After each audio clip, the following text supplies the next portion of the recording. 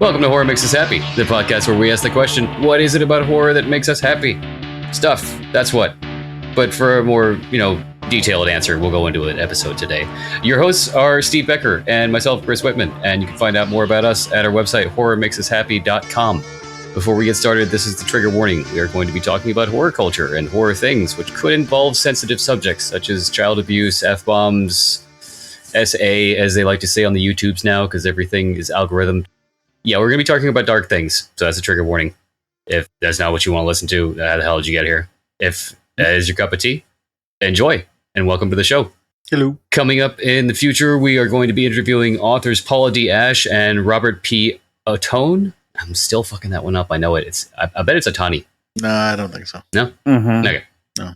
Otone. Probably Otone. Yeah. But that voice is today's guest, author, actor, and writer Cody Goodfellow, best known for such works as Radiant Dawn and All Monster Action, and he's been in a couple of movies called Tales of Halloween and this show called Shameless you may have heard of. Welcome to the show. Our pleasure. So in this interview, we'll be going through sort of 3 or 4 different phases. We'll talk about your childhood, your adolescence, your adulthood, and then do some wrap-up questions, but basically trying to find out what it is that you love about horror. Before we get into that, though, anything currently working on that you want to pitch? Sure. I'm working on a werewolf novel. Okay. The working title I'm definitely not going to use is An American Werewolf in Portland. And trying to get a couple of film projects off the ground and stuff. My most recent projects that I'm trying to pimp are a reissue of my 2010 novel Perfect Union from Ghoulish Books. Okay. If you like stories where nasty things happen to aimless young people in the woods, maybe it's for you. And anthology I edited called New Maps of Dream with Joseph S. Pulver. It's out from PS Publishing, and new fantasy stories kind of set in the Dreamlands milieu of H.P. Lovecraft. Cool. Yeah. We'll put together a bio page for you and link to whatever it is that you want to link to. We'll do that offline. But getting into childhood, what were some of your earliest memories of scary things? Everything. I mean, I had a really turbulent childhood. So my earliest coherent memories are coming out of this place of real displacement. My parents broke up when I was 3, and there was a lot of turmoil, a lot of uncertainty. And I was a very angry kid. I was kicked out of 3 preschools, 2 babysitters, and a kindergarten, mostly for breaking stuff. And I had recurring and paralyzing night terrors and real torment, which I responded to with just anger. And somehow, as monsters and monster movies for me became therapy, I would stay up late or watch monster movies on Saturday afternoons and late at night if I could get away with it. And at my grandmother's house, where I could watch whatever I wanted, I would stay up all night and just binge watch monster movies. And my mom was of the mindset that staying up late watching the scary movies was what was feeding the nightmares. But what I found was exactly the opposite was true, is that the horror movies were a powerful metaphor that somehow made me feel like I wasn't alone. And once I really started binge watching monster movies, I stopped having the night terrors.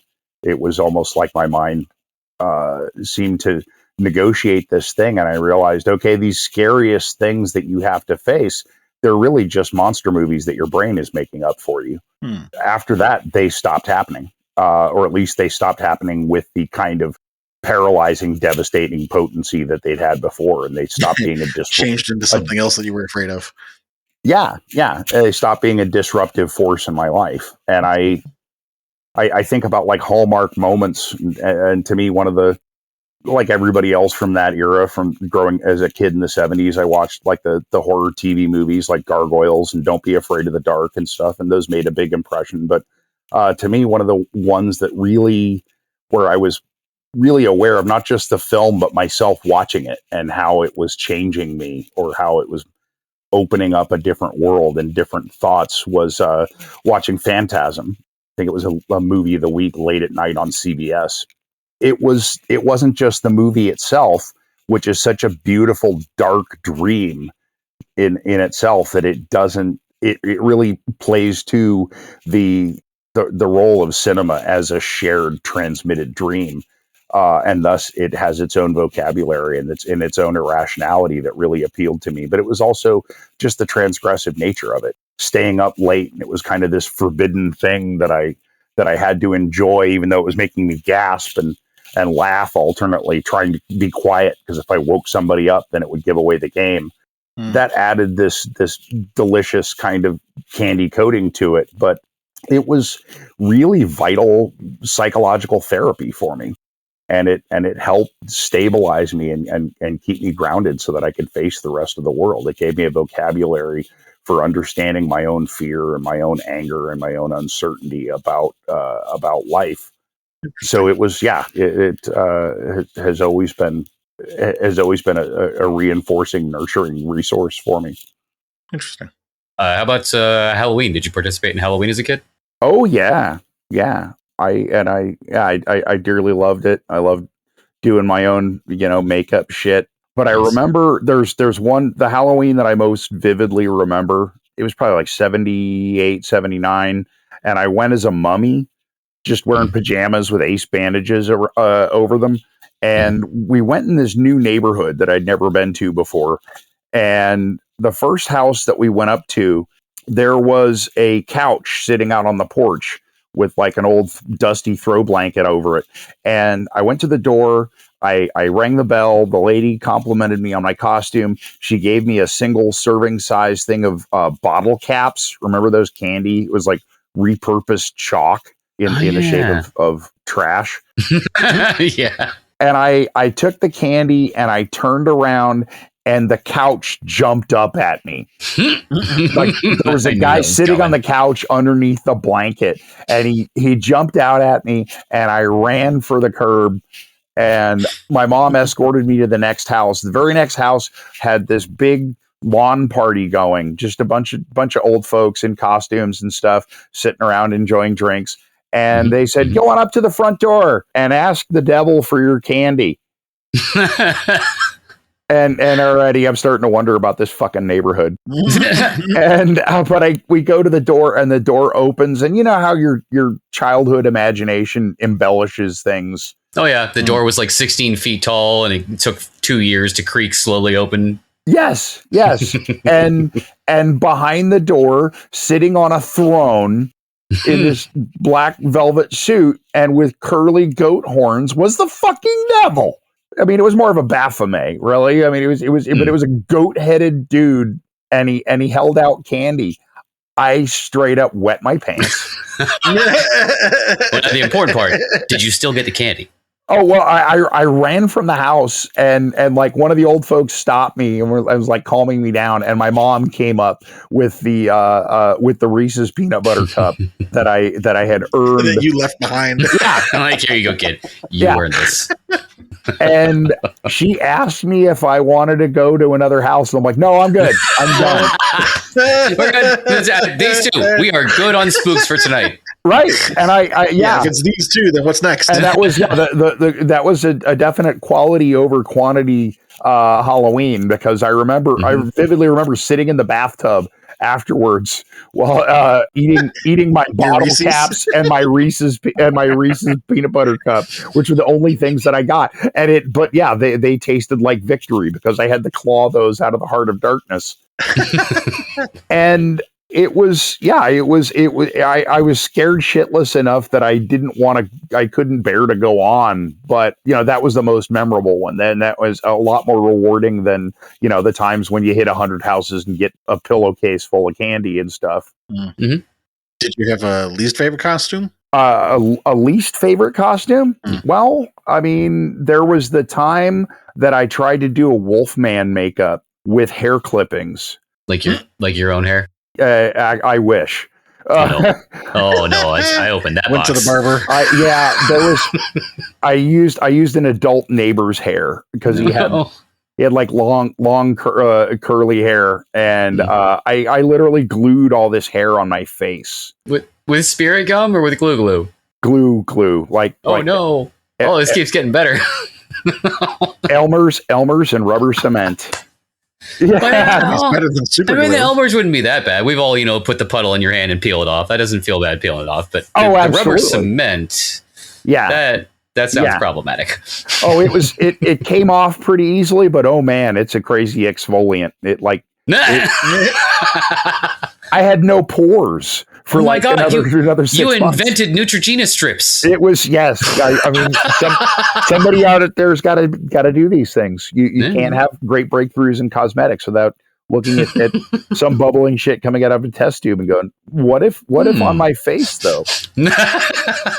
Yeah, I for a while I had a dream of being a special effects makeup person, and that was the day that kind of died. But yeah, I used to take Halloween and doing my own makeup and stuff very seriously. And like I used to make my favorite deal was get a whole bunch of cotton balls and liquid latex and just glop them onto my face. Oh yeah, that's how you do zombie.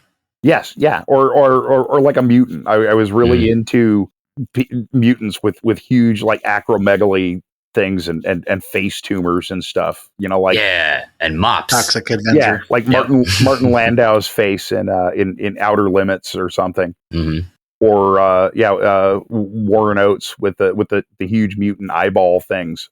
So yeah, I used to love that shit. I still collect a lot of masks and things, and like kind of doing my own makeup whenever I have an excuse to. You said you wanted to be an effects artist. You didn't end up one. Is any particular reason why not? Part of it was when I went to a creative and performing arts school, and all the arts classes I took were really discouraging. Oh, really? Yeah, I mean, one of them it was straight up a shitty teacher. There were kids that he liked to work with and thought were worth nurturing, and then there was everybody else. Oh, good. Yeah, that's shaping the future there. Yeah, and I think from his perspective, he thought, not everybody should be an artist, not everybody can be an artist, and so I'm going to nurture the ones that I think have a future as artists, which is maybe 2-3 kids in every class, and the rest of us, it was just like Lord of the Flies with more tempera paint. So, other than the night terrors, did you have any other kinds of reoccurring dreams or scary dreams? Yeah, I mean, I'd have like in childhood. Yeah. No, all my life, like going back to childhood and like up to now, I have the lost in a weird city dreams or something, which is, kind of when you're processing a new emotional situation. I don't think lost in a weird city is one we've heard before. We've heard the teeth falling out, Sure. Embarrassing moments. Of course, the paralysis dreams, but I don't know that anyone has ever brought up being in a weird city. Oh gosh, or a foreign land. Yeah, if I'm in a strange or displaced or new situation, that I tend to have these dreams where I'm wandering in a place kind of modeled on Balboa Park here in San Diego, which is similar to, and I think designed by the same architect who did Golden Gate Park in San Francisco. And so it's this very haunting, strange limbo area with like neoclassical buildings with Mesoamerican features. And I've had variants of it throughout my life. I mean, it started in early childhood, probably because my mother would take me to Balboa Park when I was a baby and a small child and stuff. And so that was kind of a place where it was a basic metaphor for, or conveyor for, anything that was wondrous or strange to me. Right. Have you ever, in your childhood, was there ever a time when you were actually terrified of something in real life?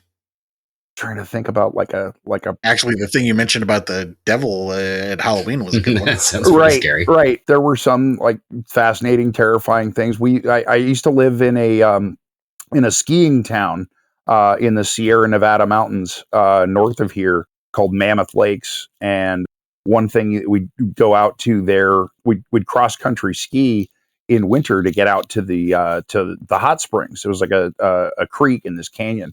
And it's a beautiful place, although it stank of rotten eggs. But it had a couple of calderas where the water was actually boiling. And more than a couple times, people had gone into the wrong hot springs and been boiled to death. And this was, I remember being in the thing and, constantly afraid that the wrong one. this could become the hot spot. Yeah. I mean, and the ocean. I mean, I've always had a very, not a love-hate relationship, but a love and fearful respect relationship with. Fearful respect. That's a good way of putting it. Yeah. Yeah. We live near it and go body surfing. But I had more than a couple of experiences where it felt like, yeah, I'm going to die here. The ocean's going to take me away from all these people.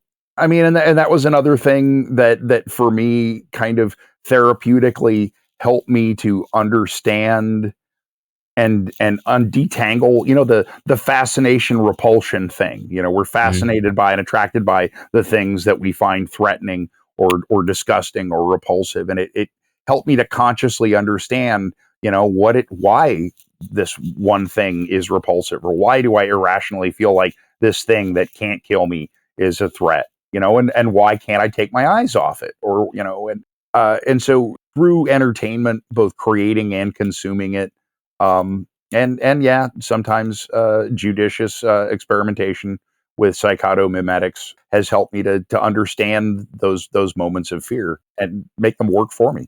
Let me flip the previous question around and ask, in your childhood, was there a time when you felt completely calm or safe or at bliss? Oh, no. Nope. Yeah. I was so estranged from any of those sensations that I remember the first time I took a sensory deprivation tank trip, sophomore year of college. I got into the thing and I was laying there and I was thinking, how will I know when it's over? Well, they'll come and knock on it. And then, of course, I'm like, well, but I'm in a sensory deprivation tank. How will I hear them knock? And I kept getting up and thinking, okay, that must have been it. It's been an hour. And then I'd open up the thing and reach out and I'd look at my watch and it's like, oh, it's been 6 minutes. That's how they work. Yeah. And they can. And I think depending on how badly you need it, I laid down and relaxed and did the thing. And I might even have fallen asleep for a while. But when they knocked on the door and they let me out, although I'd had no real transcendental experience, inside the tank itself, afterwards for like a couple of weeks, it completely rebooted my my psychology. It changed my outlook, it changed my energy levels, it changed my appetites, it changed my relationship to, addiction, to all the various vices that I was consuming to get through life. I mean, and it didn't like change my life forever. And the next time I did it, it just didn't happen. I'm like, well, crap. I guess when you say it changed all those things, how did it change it? Did it relax you? Yes. I had a sense of everything is okay for maybe the first time in my life, or at least where it was present enough and long enough that I could really analyze it. I mean, I could only liken it to like, I could only describe it, and I described it then as like a Christmas morning feeling. Right. And so, of course, if you could access, those kind of states of being or states of consciousness on demand, why wouldn't you? Right. In your childhood, did you have any family members who were fans of horror, or any friends who were? Not really in my family. My mom wasn't into that stuff. My dad loved fantasy. My father loved Tolkien, and I remember watching The Time Machine, the George Powell production of The Time Machine with him. And but probably best of all, one of the people who really got me into horror and really enabled me, I had a teacher in 3rd and 4th grade named Nancy Robbins. And Nancy was an unvarnished horror fanatic. And I remember the day after she saw Dawn of the Dead, she talked about it for like 2 hours. This was a teacher? Yeah. And that's awesome. She was a teacher at a school. My mom also taught at that school, so I could hang out with her after school and stuff. And sometimes and she had a daughter who was a year younger than me, and we were really good friends. And so sometimes I would spend the night at their place, and sometimes she would spend the night at my place, and she'd take us out to movies. She bought me my first issue of Fangoria. I like this lady. Yeah, she was totally righteous. Nancy I had been in her class for about a month in third grade, and I complained about the quality of the reading books that we had in class. And she was like, well, what do you like? And I'm like, I like scary books. So she gave me The Shining. She gave me in third and fourth grade. Yeah, in third grade, she gave me a hardback edition of The Shining. It's almost like she was calling your bluff, like, oh, you want scary, but okay, try this out. No, she totally was, and by like many objective metrics, she's like, "Come here, Danny." Yeah, Nancy was probably a terrible teacher because she was kind of motivated as much by this kind of piss and vinegar as anything else, and it was kind of a dare. Well, any good teacher is motivated by piss and vinegar. I think so. Otherwise they're not even. Bad ones are too. Otherwise, they're clearly not looking at their own paychecks. But yeah, Nancy picked up the gauntlet that I laid down and gave me The Shining, and then after I finished that, let me read The Stand. I didn't get all the way through The Stand. It's a long one. Yeah, when it pivoted from a plague book to a supernatural thing was when I put it down. I was always and I don't know where I got this. It had to have been a spontaneous thing. I was always very vehemently, I was one of those annoying superior atheists from like age 4. Okay. I got kicked out of a line to have your picture taken with a mall Santa Claus because I told all the other kids Santa Claus doesn't exist and God doesn't exist and all that. Yeah, I was horrible. Okay. And I don't know where that came from. I think a lot of it was just a sublimation of the anger I'd felt about my parents' divorce and just all the chaos in my life. But that wasn't an outlet. I didn't have like organized religion or even spirituality as a thing. And in some ways, yeah, horror became, I'm not going to say my religion because it wasn't like I said, like a fandom that I carry around like a wet electric blanket, but it became my mythology. It became a thing that, while acknowledging that it's fake, it had truths that really spoke to me. And hang on, you said something I want to go back to. Sure. You said horror was fake, but had truths that spoke to you. Yeah. What truths? Well, I mean, to go back to like Phantasm, that nobody knows where we go when we die, and we have all of these rituals and things that we fetishize about it, and yeah, of course, the simplest answer isn't that, well, you get squashed down to a dwarf and sent off to be slave labor on this other planet. That's me. Oh, and there's evil chrome wiffle balls that won't let the brains. And balls, yeah. And balls. God, yeah. And I tried to make one of those out of a. Remember Legs, the pantyhose that used to come in like an egg? Oh, yeah, yeah. And it was like a chromed plastic egg, and so yeah, I tried to stick some plastic forks into it, but super glue not having been invented at the time, it went horribly awry. But what it showed me, and I think what I absorbed without consciously realizing it, was that, okay, adults don't know either. And all of these things that we do, all of these ways that we enshrine and fetishize and ritualize it, are to console ourselves about the fact that we don't know and we never will. Accurate. And those kinds of things are I think what separates the horror that's just junk food, I think, from the stuff that actually sticks to your ribs and builds you up. I mean, if, in anticipation of the next chapter of this conversation is adolescence, I right at the point when I was entering puberty, when everybody else was getting What's Happening to My Body, I got a copy of The Shadow over Innsmouth from the Scholastic Book Fair. And I, got into the Cthulhu mythos and Lovecraft, and around the same time as Dungeons and Dragons and stuff, which was a higher order of pulp existentialist philosophy. Yeah, there's a lot of deep stuff in there too. I'm sorry, I chuckled for a second here because I'm thinking, like you said, everybody else is doing puberty. They're like, man, have you heard about pubic hairs? Screw that. Have you heard about tentacles? Right? Yeah.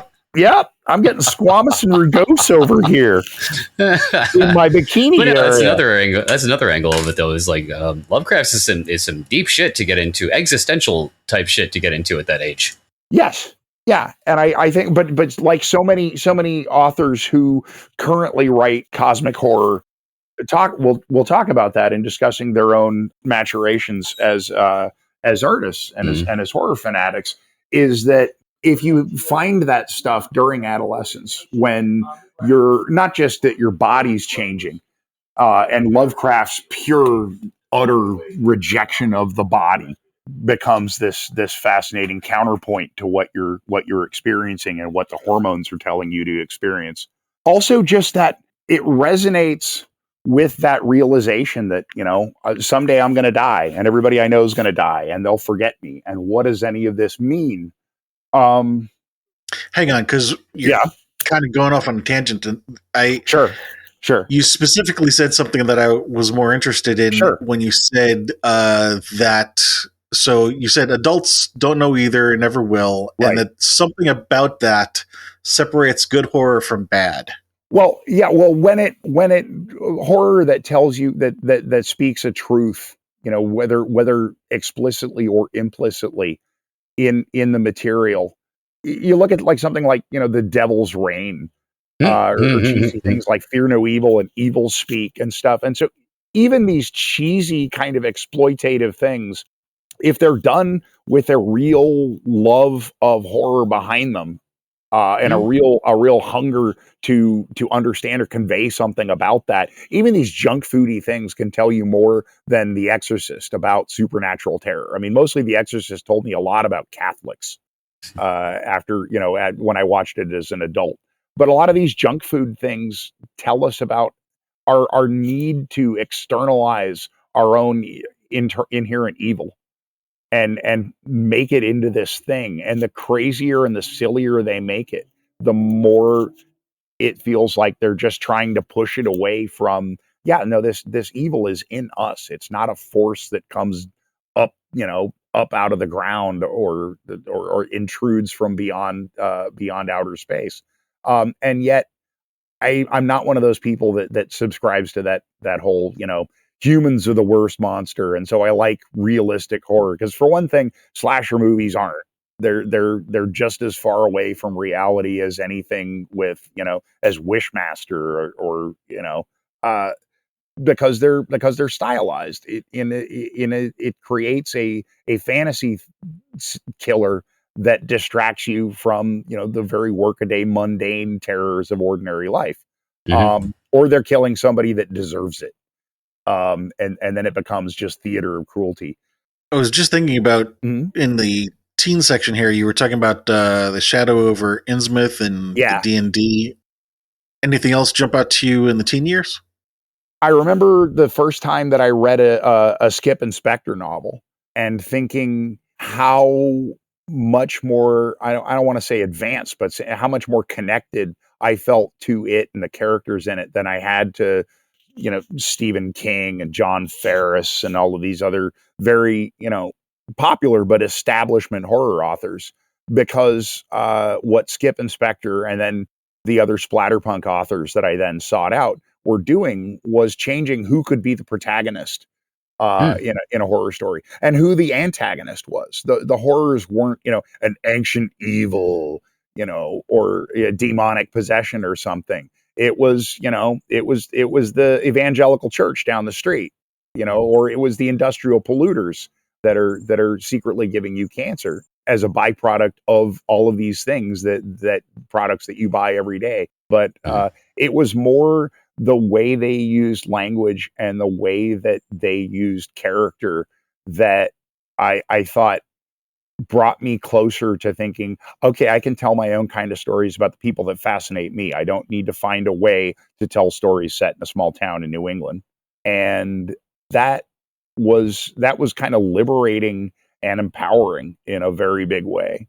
That was around the time that I started writing stories. I had a teacher in junior high school. I was part of the seminar program, and she let me set up an independent study class where I would just sit alone in a room and listen to music and write stories. And she'd read them and evaluate them when I was done. And if she thought they were good, she'd help me send them to a market. And that was in high school or college? That was in junior high.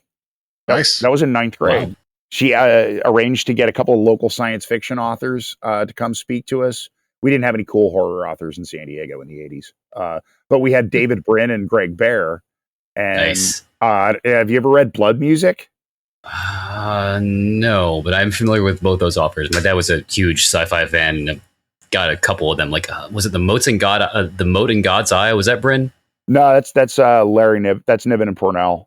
That's a fantastic book. Yeah, I loved Niven and Pornell's stuff. Footfall, their Inferno.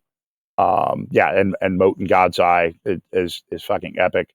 But no, Blood Music it's perhaps the best sci-fi horror novel. It's definitely the best one I've ever read. And I would say arguably, and I would vociferously make the case that it's perhaps the best one ever written. It's about this guy in San Diego working at a biotech firm who figures out a way to make a retrovirus that will use gene therapy to remake any organism that it's introduced to make improvements. And at the time that he's told to flush all of his research, he says, "Fuck you guys." He resigns. He injects himself with the stuff, and he finds out it's sentient. And if it was just a horror novel, it would do the whole thing, and as the residents of the small town of blankety blank have to band together to fight this evil. But instead, it has the horrible, morbid what ifness of a great horror novel, but the scope and the audacity of the best science fiction. When you say scope and audacity, what audacity in what way? The virus remakes the world. And it's not just, it doesn't just, end with like this doomsday thing, the world's going to end. It's like, well, how is this thing going to remake the world? When I read it, what it made me think about was, what if death isn't just the stakes? What if something's not trying to kill you, it's trying to change you, and it takes you beyond the fear of death. And then your fears become entirely different things. What am I changing into? What am I becoming? What is the world becoming? And it opened a door in my head that has never closed since. And I can't really name anything, and I'd love to talk to anybody who could, that kind of delivers those same thrills on that same level since then. Well, I mean, there's the body horror genre in general, but you're right. Yes. Not a lot of body horror stories are very personal like that with the person who's being transformed. Usually they just die and that's it, or they're in a cocoon like Eric Stoltz in Fly 2, and they change and they're evil now. But nobody really does like a there are some like what was it, Thanatomorphos, I think. There's an indie horror film with the woman is basically just rotting away, but it's not really changing into something else. She's just rotting. So I don't know that anyone's done a more personal take on body basically. horror. Yeah. I've tried. There you go. Parasite did it. That anime. Okay, mystery solved. Okay, true. I mean, it usually wants to kill you or it wants to take you over. I mean, that was something I loved about James Gunn's Slither. Was that it was this messy organism trying to figure out some way to use us to make something else. And that was wonderfully fun. Even if it didn't really get your imagination going. So let's cover some of the other teenage section questions here. You had mentioned that the reoccurring dreams had gone through, pretty much your whole life, but other than the ones about, being lost in this weird city and whatnot, did you have any other kinds of scary dreams or reoccurring dreams that happened in your teens? And if not, that's fine. We're just asking. Yeah. I mean, not really that I recall vividly. Okay. I mean, in my teen years, of course, I started doing all kinds of stupid things to fuck with my sleep cycles. As one does. Yeah. I was when you're a short order cook in the 80s in Southern California, you end up doing a lot of meth. That just happens. And then, when you're up 24, 36, I think the worst I ever logged was 56 hours continuously, and you're awake then you start dreaming and hallucinating when you're awake, and they're not. No, that's not dreams at that point. That's just hallucinations. Yeah. That's just your brain is manufacturing fucking nightmares and putting them in front of you, and those superseded whatever nightmares that I had, and that became a frequent enough occurrence for a while. You're not having nightmares if you're not sleeping, right? Exactly. So yeah, and when I did Daymares? sleep, it was the sleep of the dead. It was the sleep of an unplugged appliance. Mm-hmm. I like that. It's a good way of describing restless sleep. The sleep of an unplugged appliance. Hell yeah. That kind of leads into the next question then, which is, was there ever a time when you're actually terrified of something in real life? These hallucinations could potentially be one of those. Anything else? Well, I mean, I was afraid of, losing my sanity. I was seeing, the tracks in my own tracks and tendencies ingrained in my genes, playing out in my family, and thinking, I'm how am I not going to meet the same end because I have the same programming? In fear that I was going to lose my mind. I at no point ever thought about, taking my own life, but I did have a very solid fear of losing my grip on reality. And yet I think incentivized me to experiment more aggressively with mind-altering drugs to find out what sanity and insanity were. Did you have somebody in your family that had some issues with their sanity? Yeah, a long history of mental illness. I mean, my father had recurring nervous breakdowns and substance abuse issues. My grandmother had a couple of nervous breakdowns. I have a great aunt who was institutionalized repeatedly. But yeah, my father's side of the family, it was hard not to see them as cursed. So many weird single car accidents on Christmas Eve. So many people who fell asleep smoking a cigarette and burned the whole house down.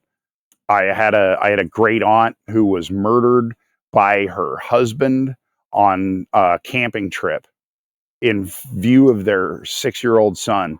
Oof. He was allegedly hunting while she was collecting firewood, and he shot her in the neck, and he was able to get off and said it was a hunting accident, and he put the child up for adoption. And nobody knows what happened to him. Wow. Jesus.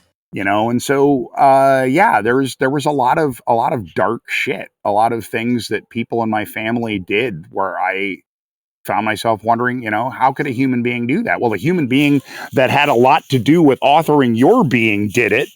So you really need to ask yourself, what you're going to do when these things suddenly, these horrible or these, untimely ends suddenly seem like an outlet or suddenly seem acceptable. And, I ended up stabilizing and making it through and through high school and college, and kind of laid those things to rest. But yeah, when you're growing up and you're looking at who you are and what your life is going to be, and you're looking at the people around you, great grandmother takes you aside and says, "It's time you learned about the family curse, son." that changes your world, because we're all raised to think, you can be whatever you want to be, or whatever you put your mind to and stuff, and within limits. But we also, some of us have challenges. Some of us are simply denied a lot of the fundamentals of human existence. And some people seem to have it all, and yet because of something wired into them, they self-destruct. Life is hard enough without sabotaging yourself because of addiction things in your genes, or even just outlook issues. And then as a parent, as an adult, you're looking at the things that you've given your children, and seeing your flaws or your weaknesses burgeon forth, and seeing them having to deal with these things. It can be a that's a whole other source of fear that didn't resonate with me until I was a parent. Let me again flip the previous question around. And in your teens, was there ever a time when you felt completely calm or safe or at bliss? Oh, hell no. No. And that was the last thing that I wanted. I wasn't pursuing that. I was pursuing more noise, more chaos, more insanity. You don't have to be seeking it out to have it happen. Right. but I was seeking it out. No, I mean you didn't need to be wanting the peaceful moment either. Sure. There were experiences with romantic love or travel. I mean, I think I wasn't looking for at that point moments of contentment. What I was really looking for was moments of peak experience. Mm. What Aldous Huxley called like the clear white light. It wasn't a manic experience. It wasn't like I was simply excited. It felt like the brain was somehow optimized. The brain was everything was lined up and focused on what was going on. And I've had diminished experiences of it while traveling here and there in Hawaii and in Europe. Really briefly, I went to Uruguay to make a TV commercial a few years ago, and I think at a point, and I haven't made this connection before, but it might have been the source of it might have been that it was an unfamiliar city. And thus just like it the dreams. felt like the dream realized. Are you talking about London or Paraguay? This happened in Uruguay, in Montevideo. Mm. But yeah, also experience had happened in London. Had the same experience in Hawaii while snorkeling. Just this sense where my brain was suddenly working at a higher, vibrating at a higher rate. At each of these times, I sat down and I wrote something, or at least jotted down an idea that I had that later became one of the best things I ever wrote. I was writing something down, so I missed a part of what you said. You had said that you were maybe just now making a connection that you hadn't thought of before. Go ahead. Oh, sorry. Yeah, just that the a lot of these peak state things occurred during travel when I was in a strange city. Right. Okay, and that maybe what I was connecting is that, that maybe these peak states occurred because they in some way conjured or reiterated, reified the recurring dream experience. Well, there are multiple purposes for dreams, and one of them is to help us. It's like our subconscious questioning our ability to. Like, how would you handle this situation? And it's a preparatory thing that, in your case, maybe you were feeling anxious when you were younger, and this was, your brain highlighting situations that you could be anxious in. And it just may have been lucky on your part that your brain chose to use that as the situation in which to explore that anxiety. Right. So that later when you did travel to a new place, you didn't have the anxiety because you already had the dream, like you say. Doc, you're a genius. I think I'm cured. But I think you're definitely onto something there. The thing that I was writing down a second ago that I was referring to that I wanted to mention, it's kind of interesting that you were saying that you were seeking your peak experiences, right? But implicit in that, it seems that you define your peak experiences as being somehow exciting, not peaceful. Yeah. That's a problem for a lot of people around me. Probably not so much for myself, but yeah. I mean, I think of a peak state as potentiality of being galvanized more than of being centered. And I'm 52, and so obviously I have had to slow down and have tried to cultivate, places of peace. I mean, I'm not making a judgment. It was just an observation. Oh, no. But you are inciting me to think about something that I haven't really thought about. I mean, and I do. Okay, like the snorkeling experience. I love. I've come to love.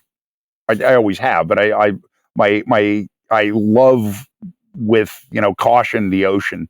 But I spend a lot of time swimming, whenever it's warm enough, and just floating on my back, looking up at the sky. And I think those moments of bliss and tranquility in that place that I can maybe will myself to in order to try and diminish anxiety when I'm not feeling it, is usually floating in water. Okay. Adult years. Yeah. Some like if you were just to pick top 3 off the top of your head, impactful things in the horror genre in your adult years. Oh, golly. Well, I mean, I when I went from being, a person who reads Cthulhu Mythos stories to a person who writes the damn things, it kind of changed my relationship. It's certainly, I mean, if there's anything that I've lost, I don't tend to get, it has demystified so much that I used to get pure unadulterated joy out of. It's so hard to find something that can annihilate your preconceptions without just making you feel like, you're really shitty at what you do. Has there been anything in your adult years that has met that criteria? I'm trying to think about that. I mean, well, actually, to fill in where I was headed before we got into bagging on Crimes of the Future. Infinity Pool.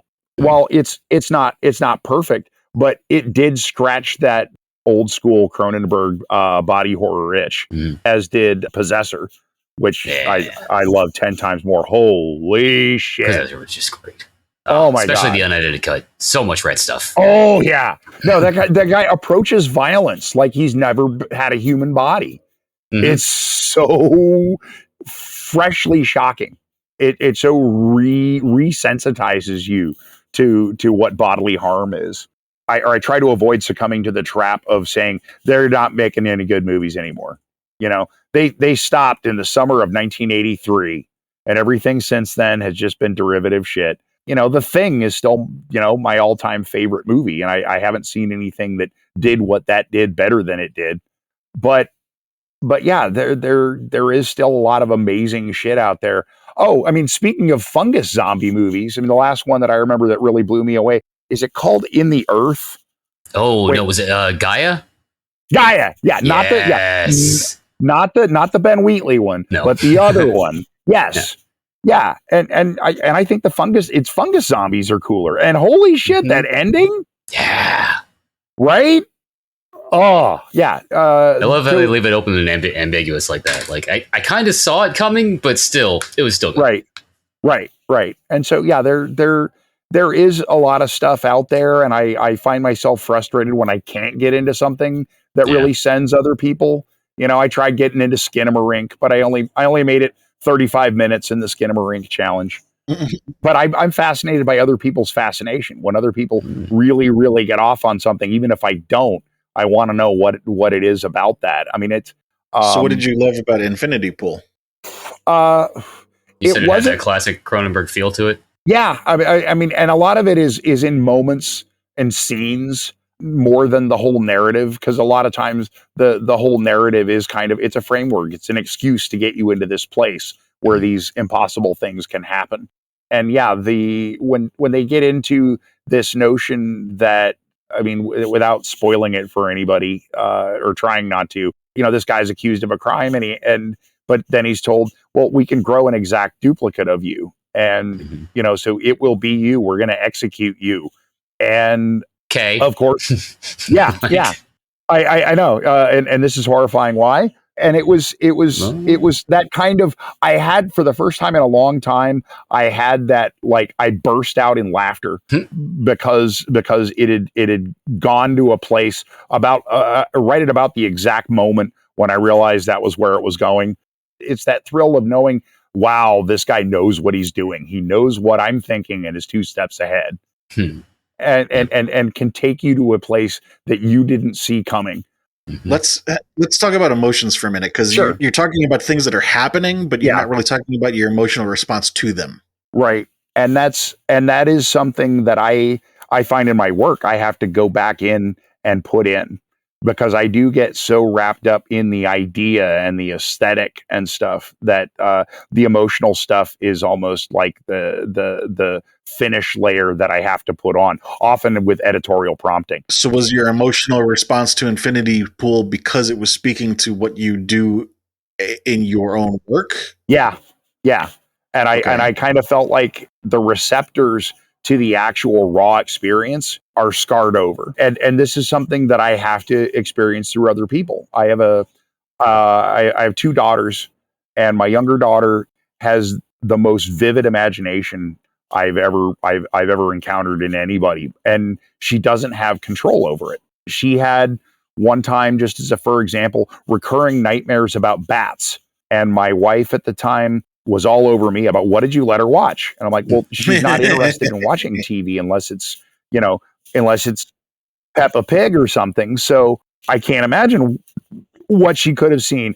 But I thought back and recalled, and it turned out that I had been watching Indiana Jones and the Temple of Doom. And there's an establishing shot, not even a scene where bats are like terrorizing anybody, but like they show the palace and at night, and some bats fly by, just for color. And she didn't even get to the good part with the bugs. No, alone, yeah, the bugs or the heart scene or any of that. Monkey brains. Yeah, she didn't even get to the racism. But she had walked through the room and she saw the bats, and it stuck in her mind for weeks. And she was, so as she started wait, how does this tie back to Infinity Pool? Well, it ties back to how, I mean, for me, it was a lark. It was a lark, and I appreciated the technique and what he did. But it's only in experiences like that one that I had with my daughter that I am reconnected to the notion that I am several removes away emotionally from feeling what the end user, what a reader who picks up my book is going to be feeling. A lot of the conversations that we have with people in the biz, shall we say, they do have things, particularly when they get to the adult stage, that they love because they're now an auteur, and they love it for auteur reasons, right? And it's then hard to find examples that really touch back to the things that they felt when they were a kid, type of thing, like, and really get to the emotional connection that says something about who they are as a person. And what you're giving here is sort of that, but also not, because what you're saying is, I like it as an auteur because it made me feel something. Yeah. And it's like, how do you tease apart the auteur part from the emotional part, and what really is the emotional part, when it seems like really the emotional part is just that you love it as the auteur because it makes you feel like it's all jumbled up in a way that I can't. Yeah, I don't know how to pull that apart. I'm finding it difficult too. I'm finding it difficult to I agree. To single out, okay, the last thing that I saw that just kind of blew my mind and made everything new, the way that, I mean, I'm totally a child of the summer of 1982. Road Warrior, Blade Runner, The Thing, all within a month of each other. Yeah, all the other rad stuff that came out that year. But those things kind of shaped my aesthetic. Akira was probably one of the last things that really got in there. And that I see coming up unbidden in my subconscious. Well, there's Kaneda again. It's funny. And I question, I don't think it's a thing of what the culture is giving me. I think it's totally a function of where I am in my life. Of course, I think Amon Tobit put it best in responding to critics of his new music. He said, you don't think the old music was really better. You just miss being young. And when we love the fact that you know who Amon Tobin is. Oh Lord, he's the greatest composer alive. That's all. Yeah. I mean, he's out there. Auditor too. Actual fears, anything actually terrify you in real life as an adult? Oh, well, I mean, sure. I'm afraid of dying of cancer. I'm afraid of, civil unrest. I'm afraid of our neighbors coming to kill us. That one day there will just be a story on Fox News and went, all right, the Boogaloo's here, and they're going to come kill us and take our TV. I mean, like for irrational adult fears, I've come to fear and suspect that not necessarily fame itself, but the combined attention of the whole human society has like detrimental effects, aside from the obvious. Just it freaks you the fuck out if everybody thinks they know you, and it takes its toll, as it had on people going back to Fatty Arbuckle, up through, you know, Kurt Cobain and people lately. If everybody's paying attention to you, and maybe this is something I got from Harlan Ellison, but like, you know, what if everybody hating you, if you're just like some ordinary guy, like that Jack and any Cubs fan who caught that ball, you know, and everybody hates you, and then you get cancer of the everything and you're dead in 2 days. Like what if we've weaponized fame by sharpening it so much? Yeah. That kind of takes that one episode of Black Mirror a step further. Like, you know, there's a whole social status, but yeah, what if, I don't know, somehow in some biomechanical integrated society, people could actually do things like that, like wish cancer upon you if you didn't have enough likes or your social skills. Yeah, right. I mean, if you have an weaponizing fame, what you're basically talking about there is cyberbullying, but. Absolutely. But what if the attention itself was detrimental, or what if it is due to stress? Okay. Yeah. There is still a physical aspect. Stress. Yeah. People shipping you changes who you're attracted to. People's misconceptions about your body causes your body to mutate. Ooh. I wrote a Lovecraftian story called Un-American that's set in the 1950s. And one of the things that like FBI agent is terrified of is that China, you know, like under Mao, China, you know, they had a problem with the birds eating their crops. So Mao told everybody to go out and kill those birds, you know, or the insects. Yes. Or we need to make steel. And they deforested pretty much all of fucking China in order to make half-ass shitty pig iron in these shitty foundries. Landslides. Right. And so these unintended consequences of unified action, of putting everybody doing the same thing. And so I thought, what if Mao gave everybody a TV? All the program showed was whoever they wanted to destroy. And so it would just show a still image of Eisenhower, and everybody watches that still image of Eisenhower and thinks, die, you know, until he gets cancer. I mean, these are the kinds of things I entertain myself with to tell myself that it's good that I'm not famous. Yeah. Same question flipped around again. Have you ever felt completely calm, safe, or at bliss as an adult? Yes. Yeah. We got a yes finally. Yes. Yeah. I mean, the last two were no's. In moments, when I'm just, you know, floating on my back in the pool, looking up at the stars. In moments when I'm doing things with my daughter, my daughter has started playing D&D. Nice. She likes miniatures and she likes painting the miniatures. I have two daughters by different wives. I'm twice divorced. And so, you know, my relationship with my kids has been fraught. It's been difficult to just be their dad and just enjoy things with them. And painting miniatures with my daughter has been one of those things that I look forward to doing, because it's a place where I'm in, where I'm not thinking about anything else. I'm not thinking about what we're going to do after this.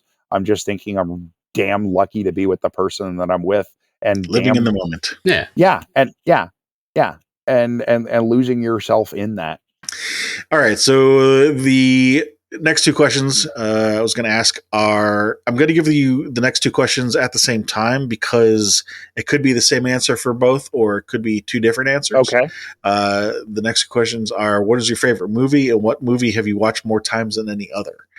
All right. My favorite movie is The Thing, 1982. Kind of saw that one coming. Right. Yeah. Good choice. You mentioned that earlier. Yeah, I definitely watched it more times than any other. It's the one because it's so beautifully, without extolling anything about philosophy or ethics. It's just this story of survival, and yet it's a very powerful meditation on stoicism, on how you face the impossible, the unwinnable, from the very beginning. When you see MacReady, you know, playing the chess game, to the moment when they tell him not to go up, and he just looks at him. Something about that film and the way that the way that those men face that conflict resonates with me beyond anything else, because I think it really vibes with my sense of, existence is futile. So what? Mm, So what? You still got to do what you've got to do. And if that means die doing what you've got to do, then so be it. But we're here to go. We're not, if you refrain, if you hold back, if you chicken out, that doesn't mean you're going to live forever. right. Won't necessarily live any longer than anybody that actually does what has to be done. And Right. that I've found, without trying to articulate that philosophy in my work, I found critics, pick it out of my work. And so that gratifies me, at least in the sense that yeah, I'm picking up what they were putting down and trying to pay it forward. So yeah, The Thing both times. Okay. Do you see any common threads about what kinds of horror you like? Cannibalism, occult, metaphysical? Oh sure, yeah. I mean, I love body horror. Mhm. I love apocalyptic horror. Slashers don't really do anything for me. I mean, I'll watch them, but I don't have a particular love for them, except for Texas Chainsaw Massacre. Yeah. That one gets For- grandfathered in. It's classic. yeah. I mean, and yeah, maybe you could backdoor cannibalism as a body horror thing, because of the horror of the fact that we are consumers, but we are also consumable.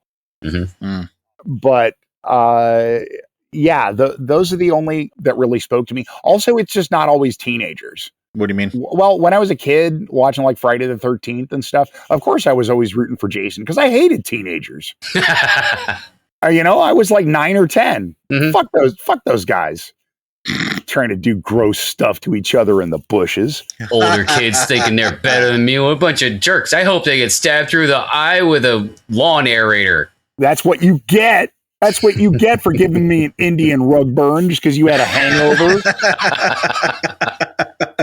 So when you say it's not always teenagers, what do you mean? I mean, like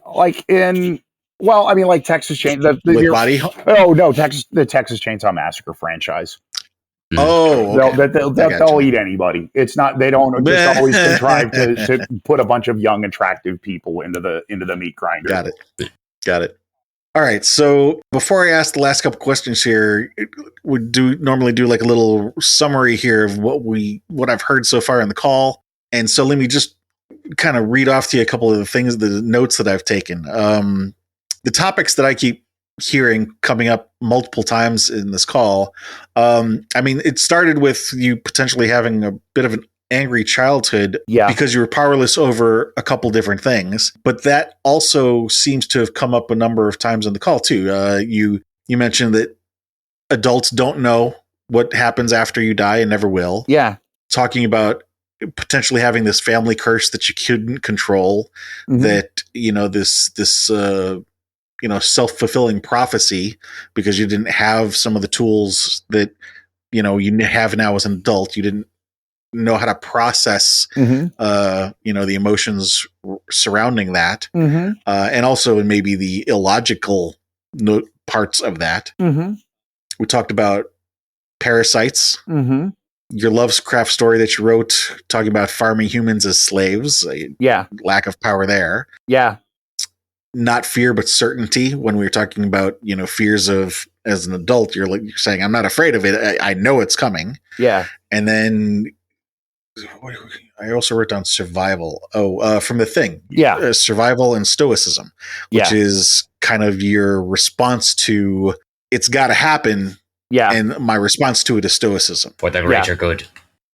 So these are the sort of the common themes that I hear coming up multiple times. And the obvious question then is, why is that?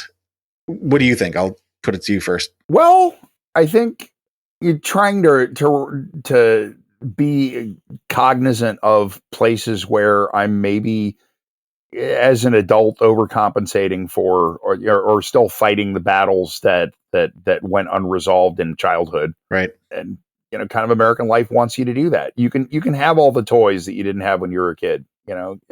It's okay to play with dolls, and it's never too late to have a happy childhood. it wasn't so much that my childhood was really unhappy, but really turbulent. It did fill me with, as you observed very, very cogently, a feeling of lack of control. And consequently, I think wanting to feel stimulated, wanting to feel excited and powerful rather than just content. Right. Yeah, those are definitely factors in. I think root notes in my childhood that have And not played out in uncommon ones adulthood. either. Yeah. Oh sure, and yet nobody reads my books. But yeah, I think we're all trying to find a way to give this meaning and process, or find at whatever level we can a place where we have control over our environment. And yeah, I think it is paradoxical to anybody who doesn't feel it on their own. Why would horror be a source of succor in That all of actually this was the very turbulence? next question I was going to ask, because why? Yeah. Well, not why horror, but why not one of these other genres? Because, like, for example, stoicism, particularly war Right. movies, like that's a huge part of other genres. Yes. So what is it that Yeah. how does horror speak to you?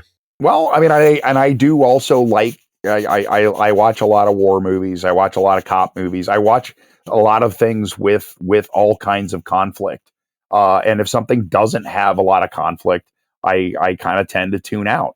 But the specific thing about horror is that crime films and war films and stuff, what the enemy is. And the world is very, I mean, absent, the surprises that can come out of betrayal and stuff. The world is pretty much what you think it is. And it's hard and it's ugly and you have to face it. But I think what reawakens my excitement is the realization of how strange the world is, and how there are these processes that are intelligible but inscrutable to our understanding because they're not for us. Mm. And horror, it provides a conduit to that. When you see something that is so gloriously wrong that it reinstills a sense that, okay, yeah, no, the life is stranger than I understand. Mhm. There's more things, at work and in heaven and earth. So yeah, what I love about horror, or at least the kind of horror that I love, is that it reawakens and surprises you, albeit in hideous and unpalatable ways, with how much richer and stranger the world is than we can accept. Well, I really like what you said about, the word you said was inscrutable, because when you think about other genres, typically, I'm not sure if this is really actually a word, but other genres are scrutable.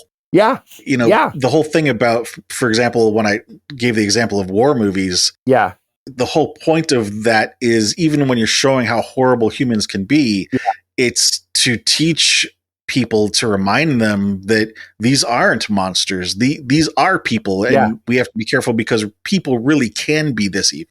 Yeah. Whereas, with horror, if you're trying to particularly touch on the fact that there are things we cannot know, right, I could see that definitely being an avenue that horror leans more towards. Sure. Oh, sure. And I think one could make the case, and I think somebody did, because this was something that I heard secondhand. It was attributed to Warren Ellis, that he said that the rape camps in Serbia rendered cosmic horror quaint. That human evil, I mean, and I'm sure somebody said the same thing about the Holocaust in the 40s.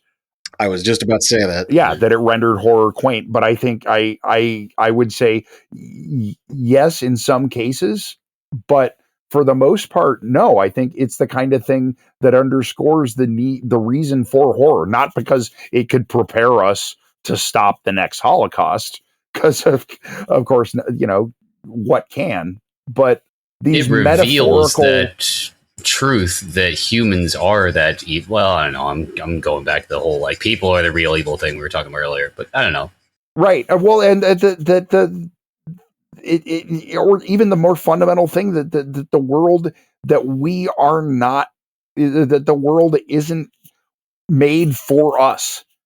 that we are a thing that is here, but there will be things after us, and there were things before us, and that we're enjoying this brief moment, and however full of ourselves, we are a piece in the puzzle. The Earth is not the piece in our puzzle. Yes. However full of ourselves we might feel, we're not what was intended. And I think horror is important for that. And I think that it provides, if not some sort of answer or some sort of anodyne after we're coming away from hideous things like the Serbian rape camps or the Holocaust or the Rwandan genocide. But at least, human horror and war films can remind us that human beings are capable of these things, and if we're not vigilant, if we're not looking out for those cracks that can appear in a society that suddenly make people stop seeing each other as human. But even the more extraordinary horror, I think, it should reinvigorate and resensitize our sense of how small we are in the cosmos and how easily it can go awry if we don't, hold fast to the little places, the little cracks and spaces that we can make where we can control things and make things safe and comfortable for each other to paint our miniatures. Bam! Nice. Yeah. So really the last question, Yes. Is there anything you've thought of that might be relevant that hasn't come up on the call? Maybe we were talking and you thought about something and then the conversation turned. Oh, I never let a tangent stand in the way of whatever you guys were asking me to say. So I think you might be able to edit some of those tangents back here and put them into this section. There you go. But yeah, I mean, it's for better or worse. That's kind of the way my mind works. Is the short-term memory gaps won't let me go, okay, I'll file that away because we're sure to remember to revisit it at the end. But yeah, no, I'm sorry. Honestly, I don't know that I have something else. I mean, to answer something you said earlier about editing tangents back in here, no, that's what the Patreon subscribers get. They get the full audio of the interview, so they'll get to enjoy all that. Awesome. We can do an episode of just tangents. Oops, all tangents. That's kind of become my trademark. I was in a 3-minute short film called Quentin 58. And I yelled out so many non sequiturs just that ruined takes that they made a whole separate short film of my shouted non sequiturs. Yes. which I will email you momentarily. Please do. So yeah, Chris will be looking for inspiration. Hot damn! It's all going to be here, buddy. Nice. Okay. Right on. Well, thank you very much for your time. I mean, unless there's anything else, like I said, relevant that you think you wanted to add. I hope not. I think nailed it down pretty well. I think so. Yeah. No, it's welded. Well, again, thank you very much for your time. Hey, thank you, Steve and Chris. This has been fantastic. Yeah. Our pleasure. And thank you to anybody out there listening. Again, please do come visit us at horrormakesushappy.com. Got lots of stuff there, merch. You can support us in a number of different ways. Buy us a coffee. Or you can just tell a friend or buy us a coffee. Yeah.